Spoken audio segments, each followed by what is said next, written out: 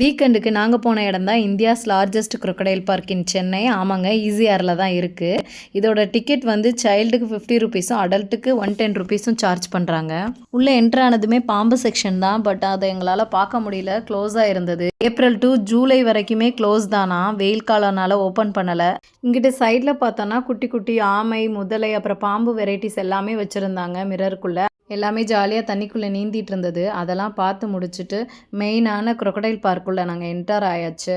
உள்ளே என்டர் ஆனதுமே நிறையா different type of crocodile எல்லாமே தனித்தனி செக்ஷனில் பிரித்து வச்சுருந்தாங்க. எல்லாம் இவ்வளோ crocodiles எல்லாம் டிஸ்கவரி சேனலில் தான் பார்த்துருக்கோம். நிறையா இருந்தது. நெயில் crocodile, மக்கர், பிளாக் கைமன், அப்புறம் அமெரிக்கன் கைமன், இந்தியன் காரியல் கூட இருந்தது. இங்கே இருக்கிற crocodile நீங்கள் அடாப்ட் பண்ணணுன்னா கூட பண்ணிக்கிடலாம். நாங்கள் ஈவினிங் டைம் தான் போயிருந்தோம். நல்லா ஜாலியாக படுத்து ரெஸ்ட் எடுத்துகிட்டு இருந்தது.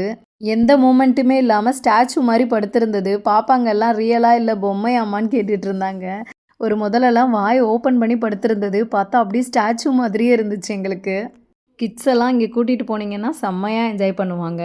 வீக்கெண்டில் ஃப்ரெண்ட்ஸ் ஆர் ஃபேமிலியாக போயிட்டு ஒரு 2 hours ஜாலியாக என்ஜாய் பண்ணுறதுக்கு பர்ஃபெக்டான பிளேஸ் இது. எதுவுமே அசையாமல் இருக்கேன்னு பார்த்தா ஒருத்தர் லைட்டாக அசைஞ்சாப்புல.